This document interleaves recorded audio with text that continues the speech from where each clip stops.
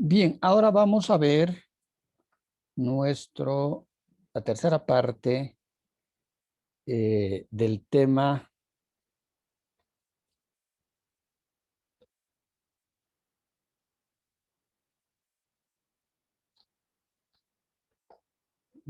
número 7, que son las estructuras de organizaciones para el turismo. Habíamos dicho de que es importante y decisivo ver cuál es la importancia que quiere dar el ente gubernamental y en sí el Estado a la actividad turística, ¿no? Hay países o gobiernos que sí le van a dar y van a priorizar la actividad turística y van a haber otros que no le dan la mayor importancia ni trascendencia, ¿no? Entonces, dependiendo de la importancia que el gobierno quiera dar al turismo como una actividad, decíamos, generadora de recursos económicos, como una actividad generadora de empleos. Entonces, esa importancia, lógicamente, que va a estar reflejada en todo el quehacer del país, sea en este caso en lo económico, es decir, en el presupuesto general de la nación, en lo social, en lo político, en lo legal normativo. Entonces, si un país prioriza la actividad turística, entonces va a buscar, lógicamente, la mayor generación de recursos económicos que le pueda dar esta actividad y va a tener que desarrollar un sinnúmero de acciones y también, decíamos, crear instituciones gubernamentales de turismo. Un ejemplo muy claro tenemos en los años 1980, deben ser, 80, 85, 80 debe ser. Colombia, que es uno de los principales exportadores de café a nivel mundial. Luego es el primer exportador de esmeraldas a nivel mundial. Y también en la parte de ganadería exporta, también exporta eh, azúcar, exportaba algodón, ¿no? Productos agrícolas, eh, y apuesta por la actividad turística. Y lo primero que se hace es crear un ministerio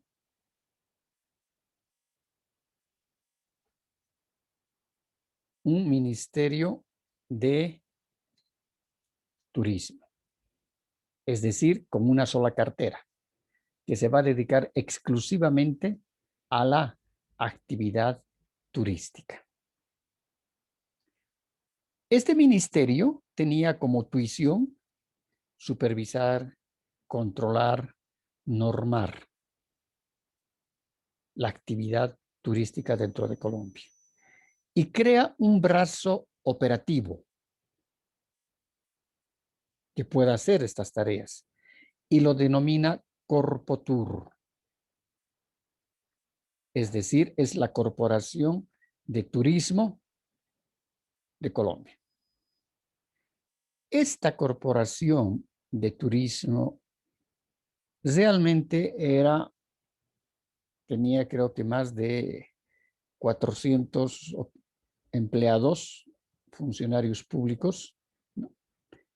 Y se dedicaban a la planificación, es decir, han elaborado el Plan Nacional de Turismo, han elaborado los planes regionales y departamentales de turismo, porque no nos olvidemos de que Colombia tiene la región de los Andes. Bogotá está en una parte alta, está sobre los 2.800, si no me equivoco, 2.800 metros sobre el nivel del mar, ¿no? Y tiene la parte de la parte alta, la parte la parte andina. Tiene la parte, es decir, la región que va hacia el Caribe, donde tenemos una ciudad muy hermosa que se llama Cartagena de Indias. También está la ciudad de Santa Marta, que salen justamente al Mar Caribe, casi hacia el sector también eh, del Mar de las Antillas, ¿no? Luego tiene el sector de la costa, que va hacia el Pacífico, porque no nos olvidemos de que Colombia colinda, es limítrofe con Panamá. Entonces, hacia el Pacífico también tiene una parte de costa. Luego, también tiene la región amazónica. Una gran parte del territorio es amazónico. Y esto hace de que las diferentes regiones y los pisos ecológicos hacen de que tengan características muy, pero muy particulares.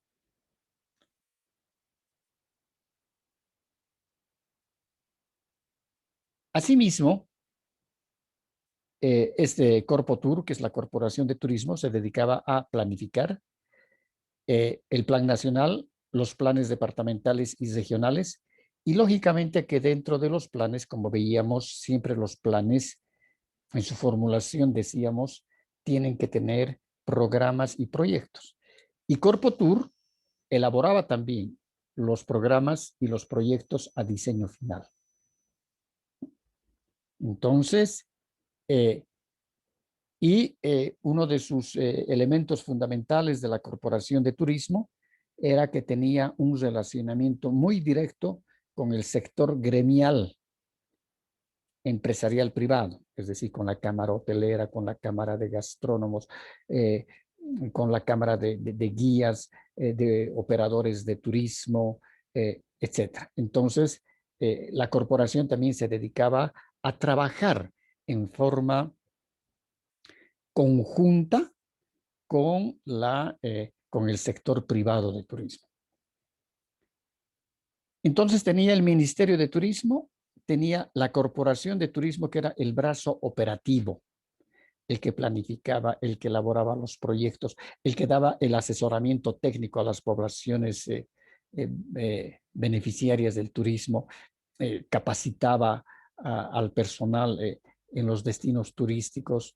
Es decir, inclusive la corporación elaboraba o realizaba labores de construcción.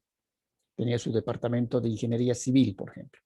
Entonces, ellos se dedicaban a la parte de estructuras, construcción de estructuras. Si faltaba un puente en un camino, lo hacían. Si faltaba el camino, faltaba 5 kilómetros, ellos también como corporación hacían el camino. Es decir, era un equipo en la Corpotur, un equipo tan grande, tan bien organizado, ¿no?, que podían desarrollar sus labores. Los puntos de información turística. En ese entonces no había internet, no había nada, así que se necesitaba de puntos de información turística. La Corpotur también, es decir, amparada lógicamente en el Ministerio de Turismo, logran el Ministerio de Turismo acuerdos con el Ministerio de Relaciones Exteriores, ¿no?, de Colombia, y porque en ese entonces tuve una amiga muy, muy, muy querida y hasta ahora nos comunicamos, Victoria Arboleda. Y ahí estaba justamente el doctor Arboleda, estaba como ministro plenipotenciario de Colombia en Europa. Entonces, lo que hizo el Ministerio de Turismo, ¿no? Es, juntamente con su Ministerio de Relaciones Exteriores, hacer un trabajo conjunto y en todas las embajadas y en todos los consulados que tenía Colombia por todo el mundo, tenían material publicitario del destino turístico colombiano, ¿no? Entonces, cuando habían las ferias de turismo mundiales o las ferias de turismo regionales, Corpotur también tenía su departamento de marketing, su dirección de marketing. Entonces, los funcionarios de marketing y los que realizaban los viajes a las ferias, ¿no? Ya tenían todo su material previsto en las embajadas y después de las ferias también informaban en las mismas ferias de que los interesados, el público en general, podía ir a buscar los folletos, los trípticos, los plegables, etcétera, los afiches de forma gratuita que los regalaban en las embajadas y en los consulados colombianos. Realmente era algo impresionante y luego para eso también se crea paralelamente el Banco de Fomento al Turismo. Es decir, una institución financiera exclusivamente que trabajaba y prestaba dinero al sector privado de turismo. Y eran créditos blandos, ¿no? Es decir, con tasa de intereses muy bajos, muy accesibles, inclusive por eso que la Corpotur con sus técnicos organizaban, y es la primera vez que yo vi y aprendí, ¿no? Vi cómo se creaban las cooperativas de turismo que era población local la que estaba ahí. Entonces eran pobladores locales y se creaba una cooperativa de turismo y si alguien quería trabajar, formaba parte de la cooperativa, decía yo quiero abrir un pequeño restaurante. Entonces, como somos cooperativa, entre 10 nos estamos reuniendo, que somos parte de la cooperativa, somos cooperativistas, entonces 10 nos queremos agrupar y en ese caso vamos a solicitar un crédito al Banco de Fomento al Turismo para abrir un restaurante. Entonces se creaban las cooperativas turísticas. Es decir, que el desarrollo del turismo ha sido tan grande en Colombia y para ese entonces también la Universidad Externado de Colombia, que es una universidad privada, una de las primeras universidades privadas debe ser en América Latina, ¿no? Crea la primera licenciatura en Colombia, la licenciatura en turismo. Y justamente yo tuve opción de poder tener acceso a un libro que he hecho fotocopiar el libro y esa fotocopia, si ustedes cuando tengan tiempo y si tienen interés, pueden buscarlo. La fotocopia del libro está en la biblioteca de la UNICEN. Es un libro físico. Y se llama Teorías del Turismo, ¿no? Este libro ha sido escrito en la Universidad Externado de Colombia por la carrera de turismo. Entonces, en toda la primera parte, en la introducción del libro, explica cómo han ido forjando, ¿no?, la formación profesional de estos nuevos jóvenes en el campo del turismo. Y como no habían docentes, entonces inclusive tuvieron que traer docentes de México, docentes europeos para que puedan dictar las clases en la Externado de Colombia hasta poder crear el primer claustro de docentes colombianos, propiamente colombianos, que han pasado a ser las primeras promociones de la licenciatura en turismo. Y estos chicos que fueron ya, es decir, que se van haciendo profesionales, que ya salidos del Externado de Colombia, pasan a ser, lógicamente, los técnicos tanto del Ministerio de Turismo como de Corpotur. Porque en todas partes del mundo ocurre eso, es decir, si vas, el ministro de Turismo seguramente que no debe saber nada de turismo, debe saber muy poco. en cualquier país, pero tiene un equipo de técnicos, de asesores técnicos profesionales, ¿no? Lo mismo ocurrió en México. El presidente, es decir, el ministro, es decir, tenía un equipo de asesores técnicos muy buenos y eran los chicos que habían salido o habían concluido la carrera ya algún tiempo atrás de la externado de Colombia. En la Corpotur también, es decir, casi todo el personal era de la externado de Colombia, ¿no? Entonces, estos técnicos, estos licenciados en turismo eran los que asesoraban a los políticos, porque los ministerios son cargos eminentemente políticos en todas partes, ¿no? De América Latina, en todos los países. Entonces, estos muchachos se dedicaron, en este caso, a asesorar a los políticos y de esa manera que Colombia llega a ser el segundo sector económico más importante dentro de la balanza de pagos. Ahí es cuando se hace la restauración, por ejemplo, de gran parte de la ciudad de Cartagena de Indias, ¿no? Que es una ciudad hermosísima, es una ciudad colonial que está hacia el Caribe y se hacen las restauraciones, consiguen dineros de financiación, consiguen dineros de la cooperación internacional a fondos perdidos, es decir, como regalos, es decir, para un montón de actividades. Entonces, Colombia logra constituirse y el turismo se constituye en el segundo sector económico más importante de su balanza de pagos. Muchos años han estado trabajando y desarrollando de esa manera, pero después ya vinieron los problemas, en este caso sociales, y es cuando aparece la guerrilla en Colombia con las FARC, cuando, es decir, en toda la parte amazónica de Colombia empieza la guerrilla y se extiende la guerrilla de tal manera en que van reclutando a los pobladores para que formar sus cuadros de la guerrilla. Y eso, es decir, ha sido un factor externo que no ha podido ser manejado por la planificación, ¿no? Los problemas sociales no pueden ser, no pueden ser manejados por la planificación. Y ahí es cuando va perdiendo poco a poco ese, es decir, esa importancia, la actividad turística, porque el país también se va volviendo muy violento y los turistas no quieren viajar a un país donde haya inseguridad física, ¿no? Empieza entonces, las guerrillas empiezan con esto, con el otro, entonces los turistas ya no quieren saber, los turistas extranjeros, y de esa manera que va perdiendo mucho, pero mucho el mercado que le había costado tanto posicionar el producto turístico colombiano, ¿no? Yo me acuerdo que en ese entonces inclusive había un proyecto que se ejecutó, que Corpotur ejecutó, y era un proyecto de un rescate cultural de la orfebrería.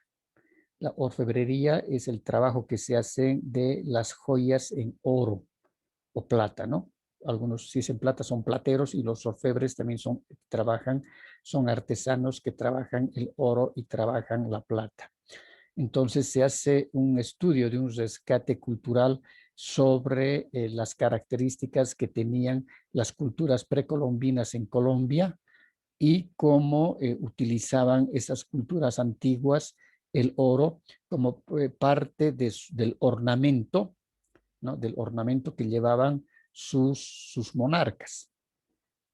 Es decir, collares, máscaras, aretes, que eran realmente solamente para la clase privilegiada de esos pueblos precolombinos. Entonces, el estudio se hace de tal manera en que se hace un rescate cultural y los orfebres de ese entonces, los modernos, estamos hablando del año 1980, hacen réplicas de los hallazgos arqueológicos que se hacen en ese rescate cultural sobre dijes, sobre aretes, sobre manillas, y se hace imitaciones en oro de 18 quilates de 14 y de 18 quilates, se hace una joyería con esas características toscas que tenían las joyas en las culturas precolombinas. Y había un programa que se llamaba La Ruta de la Joyería y de la Orfebrería de los Mayas, ¿no? Entonces era un programa turístico que se iban a visitar lo vi en Bogotá y también vi otra parte en Santa Marta, en el sector del Caribe, en Santa Marta. Uno compraba el tours, ¿no? Con una agencia de viajes, un operador receptivo, y te incorporaba un almuerzo y te llevaban a los talleres donde estaban trabajando las joyas, eh, los orfebres, y tenían también sus paneles y sus vitrinas de exhibición. Entonces los turistas podían escoger, yo quiero aquel anillo, quiero aquel arete, etcétera, y eran, es decir, trabajos propios, rescate cultural de esas culturas precolombinas, ¿no? Es decir, Colombia llegó inclusive a crear un producto turístico en base a ese rescate cultural. Y esa es la forma en que se prioriza la actividad turística en un país, ¿no? Una cosa similar desde hace más de 40 años, tal vez más, eh, hasta 50 años debe ser, que México ha priorizado la actividad turística dentro de su economía. A pesar de que México tiene todos los problemas sociales que nosotros podamos ver, ¿no? Todos los problemas sociales, país, a veces hay sectores que son violentos, narcotráfico, etcétera, pero igual. Es decir, México sigue desarrollando la actividad turística. Pase lo que pase, igual ellos siguen. ¿Por qué? Porque se han dado cuenta, lógicamente, que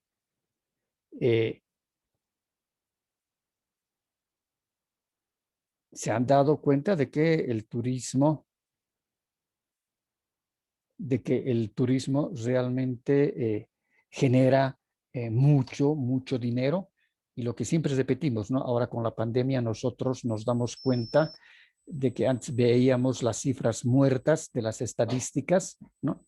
Del efecto del gasto turístico y del efecto multiplicador del gasto turístico.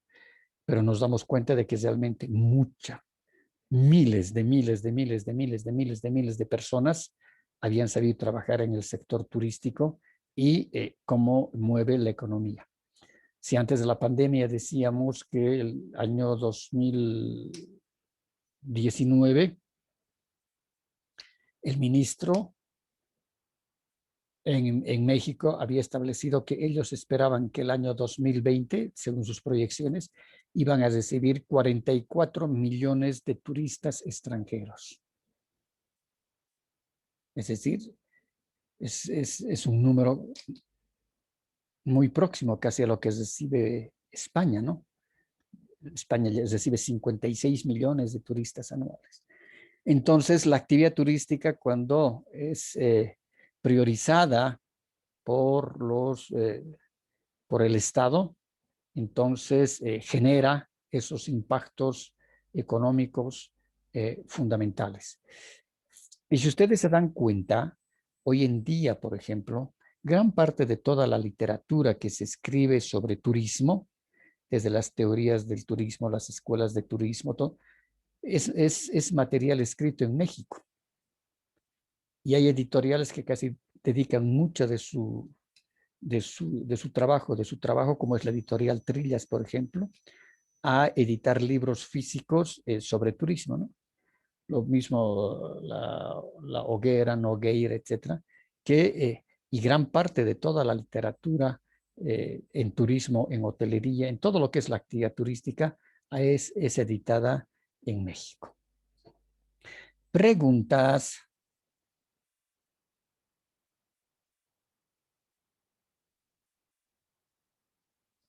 De mi parte, ninguna, Alicia. Puede continuar. Perfecto, ¿no hay alguna duda más?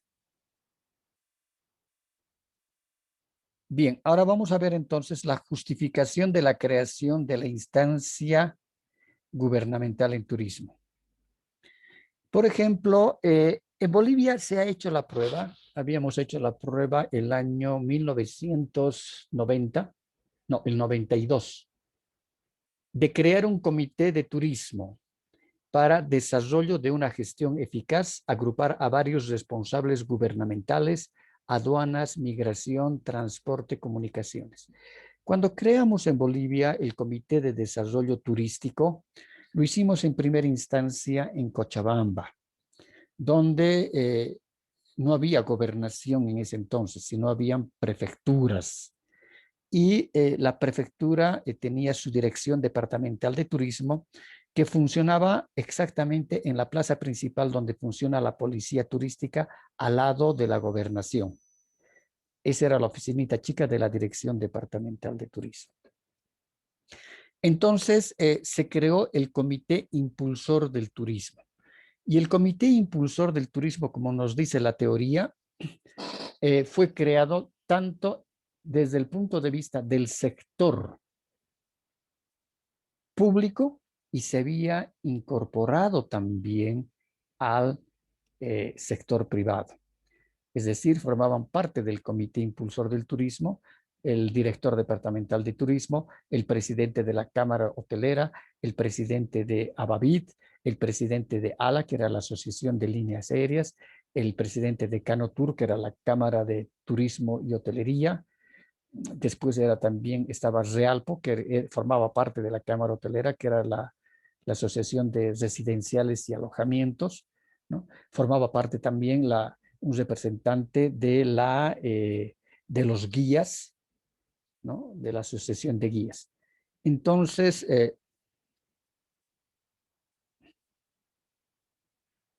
esto significa de que el trabajo que se había desarrollado era fundamentalmente de poder lograr de que el sector público y el sector privado, ¿no? Puedan hacer trabajos conjuntos. ¿Y por qué? ¿O para qué? Porque las autoridades gubernamentales quedan, es decir, pasan muy rápido, ¿no? Es decir, acaba la gestión de ese gobierno y viene otro gobierno. Y si existía un comité impulsor del turismo, entonces eso significaba de que el sector privado iba a seguir con el comité, cambiaban las autoridades de turismo, entraban las nuevas autoridades, pero el comité seguía funcionando porque perseguían los mismos fines, en este caso.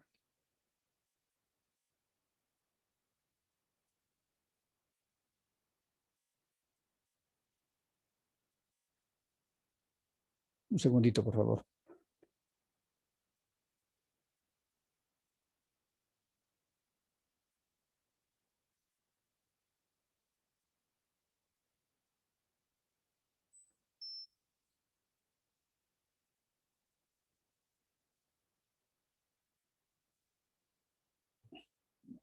Entonces decíamos que el comité quedaba con el sector privado, iba siendo llenado por las nuevas autoridades y así se podían las actividades, a pesar de que logramos tener un plan de desarrollo turístico departamental, el plan podía continuar. Pero lamentablemente las siguientes autoridades no quisieron, creo que 2 gobiernos más, 10 años más, se creó el comité, que el comité que se creó ha seguido funcionando, pero después ya se fue debilitando.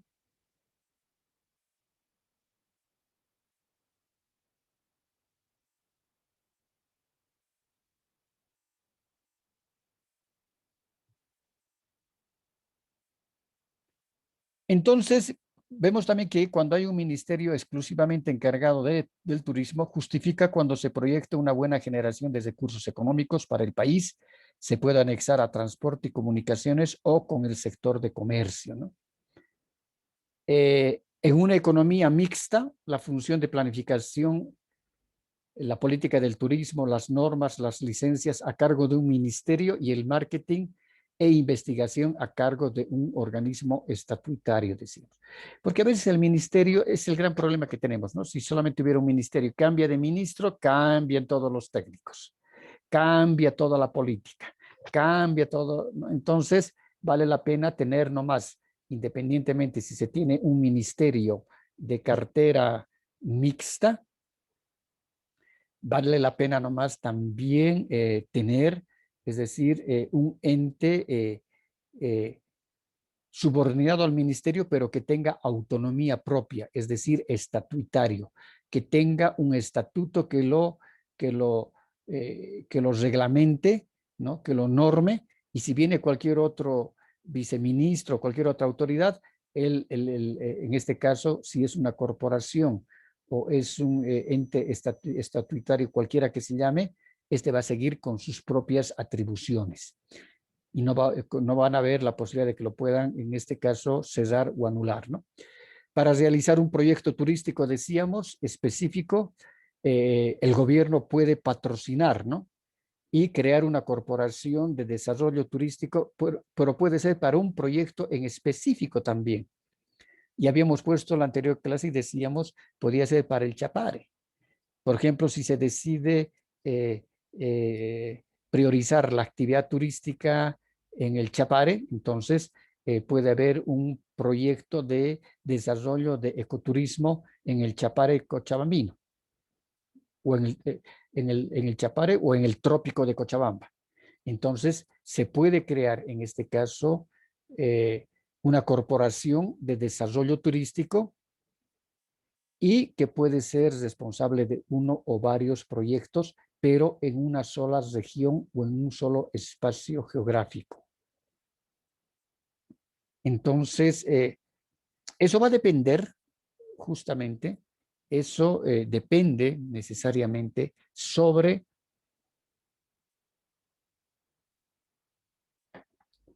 la importancia que dé el gobierno, ¿no? El Estado, a la actividad turística. Y en nuestro caso puede ser el gobierno nacional o puede ser el gobierno departamental. ¿Preguntas?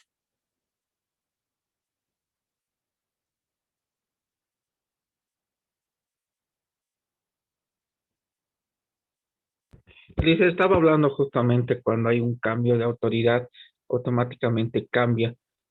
¿Qué papel, es decir, qué autoridad competente puede hacer que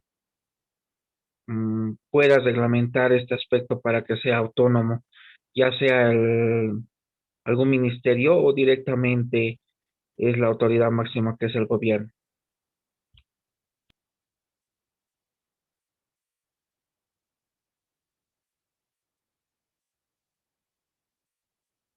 En este caso,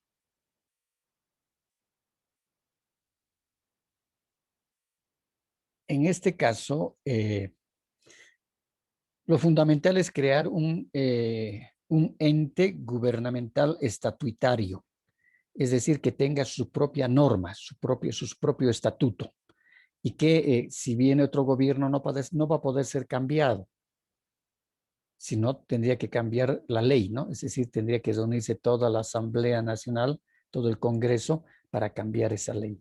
Entonces, para que pueda ser y mantenerse todo lo que se ha planificado en la actividad turística a largo plazo, entonces se tienen que ir creando organismos estatutarios. Por ejemplo, se puede crear la Corporación Nacional de Turismo en Bolivia, pero que va a tener un estatuto propio y van a haber leyes que van a amparar a esta instancia gubernamental que sería, en este caso, la corporación, ¿no? Y seguramente que van a haber leyes nacionales y una de las leyes dirá la corporación, ¿no? Recibirá el 2% del presupuesto general de la nación. Entonces, tiene que haber una ley que pueda amparar esto. Ahora, hasta que haya otra ley, porque una ley puede derogar otra ley, cambiar otra ley, ¿no? hasta que salga la otra ley va a pasar bastante tiempo. Entonces se necesita tener leyes y en este caso tiene que haber se puede crear una corporación de desarrollo turístico de Bolivia donde esta corporación va a tener sus tuiciones, va a tener sus características, sus funciones, su personal, todo eso, y va a manejarse con un presupuesto que directamente el Tesoro General de la Nación le va a entregar en dinero y la corporación manejará ese dinero de acuerdo a su POA, a su presupuesto operativo anual, y lógicamente tendrá que rendir cuentas también a la Contraloría y a todos los entes que hacen el control del manejo de los recursos del Estado, ¿no? Gracias, Lice. Perfecto, nos vemos la siguiente semana, que les vaya bien. Gracias, Lice, se cuida, por favor. Igualmente ustedes no salgan, hay mucho COVID. Hasta luego. Hasta luego, Lice.